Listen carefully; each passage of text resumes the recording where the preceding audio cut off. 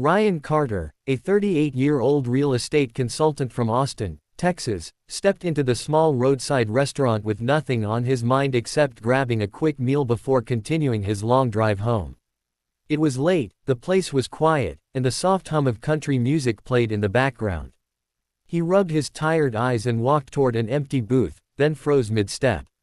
His heartbeat spiked, breath catching in his chest. Behind the counter, carrying a tray of plates, stood Emma. His ex-wife. He hadn't seen her in 2 years, not since the divorce that tore both of them apart. She looked different now, calmer, softer, but worn in a way that only life's hardest moments could create. Her hair was tied back loosely, and her apron was slightly stained from a long shift. But what stunned him most was her rounded belly, unmistakably pregnant. Emma stopped when she saw him. For a moment, everything around them blurred. The customers, the clinking dishes, the music, all faded. Only their shared past remained, raw and unresolved. Emma quickly looked away and retreated toward the kitchen, leaving Ryan standing there with memories he thought he had buried. He slowly sat down, hands shaking. Fate had brought her back into his life in the most unexpected way.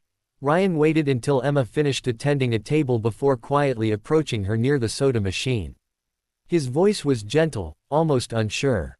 "Emma, please, can we talk?" She stiffened, keeping her eyes on the cups she was stacking.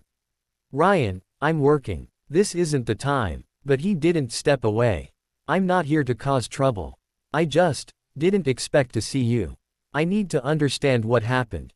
Later, during her short break, she reluctantly joined him at a corner booth far from the other customers. The silence between them felt like a wall neither knew how to climb. Emma's hands instinctively rested on her stomach, as if shielding the baby from old wounds. She finally spoke. "After the miscarriage, everything fell apart. We didn't grieve together, Ryan. We fought, we avoided each other, and the house felt suffocating."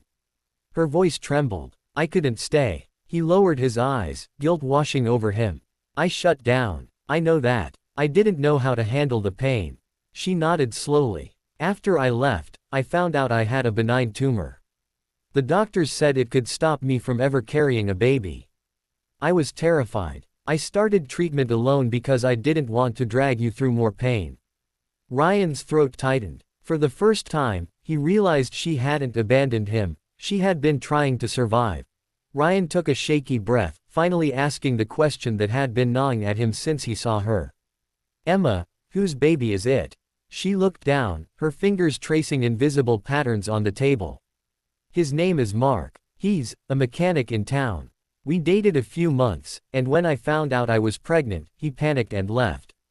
Ryan felt a strange mix of emotions, relief, sadness, concern, but no anger. "And you've been working like this all alone?" he asked, noticing her tired eyes and the slight strain in her posture. Emma shrugged. "I have too. Baby needs stability. I'm doing what I can." Before Ryan could respond, she winced sharply and gripped the table. Pain shot through her abdomen, and her face turned pale. "Emma, are you okay?" he exclaimed, panic rising. She shook her head. "I don't think so." Without hesitation, Ryan scooped her into his arms and carried her to his truck. The drive to the nearest hospital felt endless, each mile intensifying his fear. Inside the emergency room, nurses and doctors rushed her in. Ryan paced outside, his heart hammering, guilt and worry entwined. He had failed her once, he thought, but he wouldn't fail again. He would be there, this time. No matter what. Minutes felt like hours as he waited, praying silently for both mother and child. After what felt like an eternity, the doctor emerged with a calm expression. "She's stable. The baby is fine, she just overexerted herself. She needs rest, proper nutrition, and less stress." Ryan exhaled a long, shaky breath, relief flooding through him. Inside the hospital room, Emma lay on the bed, pale but safe. When she saw him, her eyes filled with tears. "You didn't have to stay," she whispered. "Yes, I did," he replied softly, pulling a chair closer. "I'm not leaving. Not now, not ever." They sat in quiet together for a moment, the air between them lighter than it had been in years. Ryan spoke first. "I'm sorry, Emma, for everything. For shutting down, for leaving you alone in our grief. Emma's voice trembled. We both made mistakes. We broke instead of healing. He nodded. But you don't have to face this alone anymore. I'll help you. Whatever you need. Weeks passed, and Ryan became a constant presence in her life, attending appointments, helping with groceries, and preparing the nursery.